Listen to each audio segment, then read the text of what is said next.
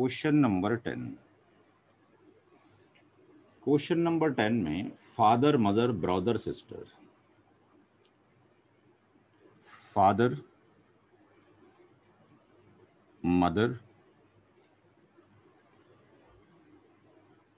Brother, sister.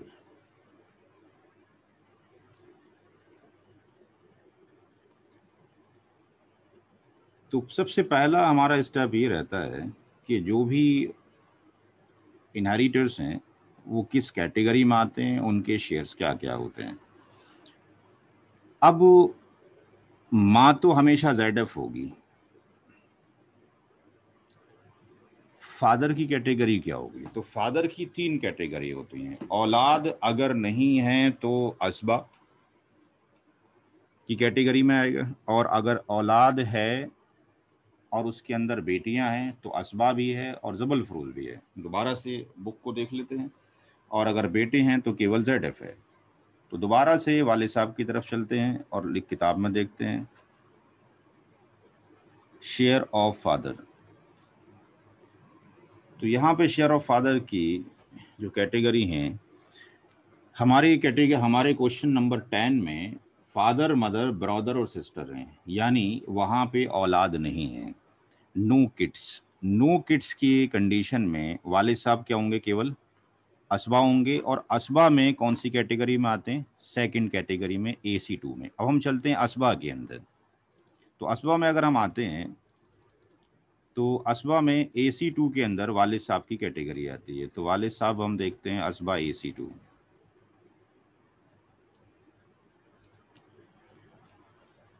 वालिद साहब आते हैं असबा बेनफ्सी के अंदर और दूसरी कैटेगरी में, दूसरे दर्जे में आते हैं। तो इसका मतलब हमें यहाँ लिख देना चाहिए कि वालिद साहब आ गए असबा बी नफ्सी के अंदर। तो वालिद साहब को जाएगा R बचा हुआ। अब जो बेटा, ये ब्रदर और सिस्टर है, माँ का तो जो शेयर है हमने बताया था कि अगर औलाद है तो माँ का शेयर 1/, क्या होता है? 6 होता है। अगर औलाद ना हो तो माँ का जो शेयर होगा वो कितना होगा? 1/3 होगा। तो इसका मतलब औलाद नहीं है, माँ का शेयर 1/6 होना चाहिए। लेकिन सूरह निसा की आयत नंबर 12 ये कहती है कि अगर औलाद तो नहीं है लेकिन किसी भी तरह के बहन भाई हो जाएं, एक से ज्यादा, तो माँ का हिस्सा कितना हो जाता है? 1/6 फिर रिवर्स हो जाता है। तो सबसे ज्यादा जो कॉम्बिनेशन फॉर्म होते हैं वो माँ के हिस्से में होते हैं। बार बार किताब को हमें स्टडी करना चाहिए। शेयर ऑफ मदर जाते हैं, शेयर ऑफ मदर, इतनी लिस्ट है शेयर ऑफ मदर की। हमारे पास कौन सी कैटेगरी में यहाँ पे लाई करता है? अगर औलाद होती तो माँ का हिस्सा 1/6 होता, चाहे बेटा होता, पोता होता, परपोता होता। औलाद होती, बेटा बेटी पोती होती, तब भी 1/6 होता। नो किड्स, औलाद नहीं है, बट 2 और मोर रियल ब्रदर और रियल सिस्टर मौजूद हैं, तो माँ का हिस्सा कितना हो गया? 1/6। हम इस कैटेगरी में लाई करते हैं कि औलाद तो नहीं है बट किसी भी तरह के 2 या 2 से ज़्यादा ब्रदर आपके पास मौजूद हैं या आपके पास ब्रदर सिस्टर मौजूद हैं। तो ये मल्टीपल कैटेगरीज हैं, हमें उनको याद रखना पड़ेगा। बार बार पढ़ेंगे तो इंशाल्लाह याद हो जाएगा। मेरे को तो सारा याद है, आपको दिखाना इसलिए पड़ रहा है ताकि आप देख सकें कौन से पेज पर कहाँ हैं, और वीडियो में जब ये देखेंगे तो किताब को भी इंशाल्लाह फॉलो करते रहेंगे। तो यहाँ पे माँ का जो हिस्सा है 1/6 हो गया। लिख लें due to brother and sister की वजह से ऐसा हुआ है, और फादर R बना है नो किड्स की वजह से, क्योंकि कोई औलाद नहीं है। अब वो जो ब्रदर एंड सिस्टर होते हैं, हमने ये पढ़ा कि इनकी कैटेगरी भी होती है आपके पास असबा बी गैरी, इनकी कैटेगरी होती है। ये 2:1 का ही आपके पास फार्मूला रखते हैं। तो क्या इनको शेयर जाएगा? तो हम देखते हैं ब्रदर एंड सिस्टर की कैटेगरी में, वहाँ लिखा होगा कि वालिद साहब अगर मौजूद हों तो भाई बहन को हिस्सा नहीं जाता। तो share of brother and sister में चलते हैं। Real brother and real sister, real brother and real sister, अगर एक ही बहन होती है तो उसको 1/2 मिलता है। अगर एक ही रियल सिस्टर होती है 1/2 मिलता है। अगर 2 या 2 से ज़्यादा रियल सिस्टर हों तो 2/3 में बराबर की वो शरीक होती हैं। और जब रियल सिस्टर रियल ब्रदर के साथ होती हैं तो असबा भी गैरी कहलाती हैं। हमारे सवाल में ब्रदर भी हैं, हमारे सवाल में आपके पास सिस्टर भी हैं, तो असबा भी गैरी हो गए। उनका जो रेशियो बनता है, हर एक ब्रदर को 2 बनता है, हर एक सिस्टर को 1 बनता है। इस कैटेगरी में आपके पास आना चाहिए।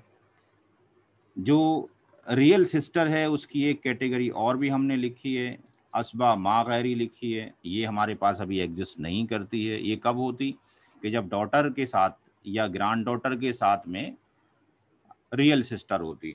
तो यहाँ पर ये कैटेगरी भी हमारे पास एग्जिस्ट नहीं करती, ऊपर वाली भी नहीं करती। ये वाली कैटेगरी असबा भी गैरी की एग्जिस्ट करती है। लेकिन देखना ये कि क्या शेयर मिलेगा इनको।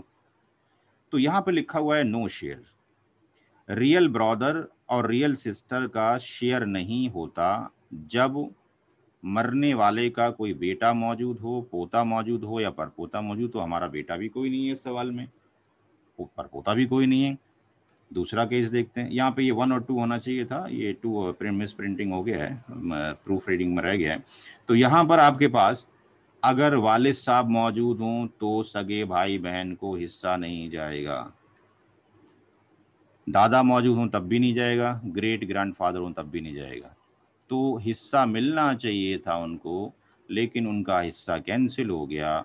No share due to father, no share due to father. थोड़े से अब क्वेश्चन हम देख रहे हैं, कई कई रूल्स हमें फॉलो करने पड़ रहे हैं। हाँ, अगर वालिद साहब को यहाँ से हटा दिया जाए तो आर किसको मिल जाएगा?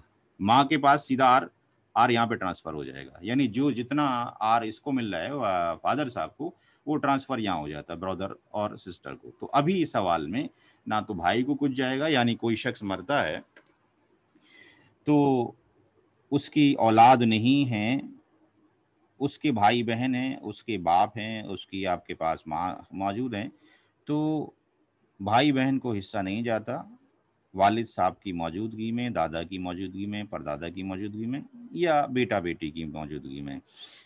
तो यहाँ पर इनको हिस्सा नहीं गया। इसका मतलब स्टेप नंबर 2 हमारे लिए तो बहुत ही आसान हो गया। टोटल शेयर ऑफ ZF, तो ZF में कौन रह गया? टोटल शेयर ऑफ ZF में केवल माँ रह गई, मदर का हिस्सा 1/6 बस। तो इसका मतलब स्टेप नंबर 3 बड़ा आसान हो गया। देखने में तो क्वेश्चन कॉम्प्लेक्स था, लेकिन बड़ा आसान सा बन गया। शेयर ऑफ असबा बिनफ्सिही, यानी फादर का share,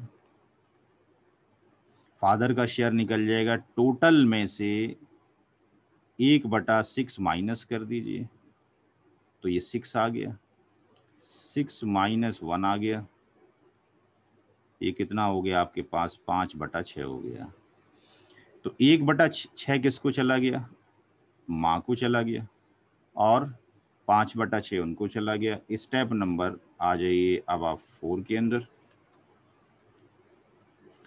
total share of all inheritors, procedure वही अप्लाई करें। किसी को चूंकि जब तक पढ़ाएंगे नहीं आपको याद होगा नहीं। Total share of all inheritors,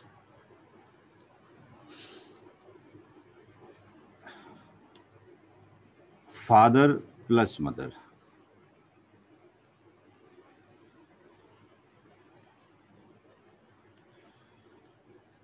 father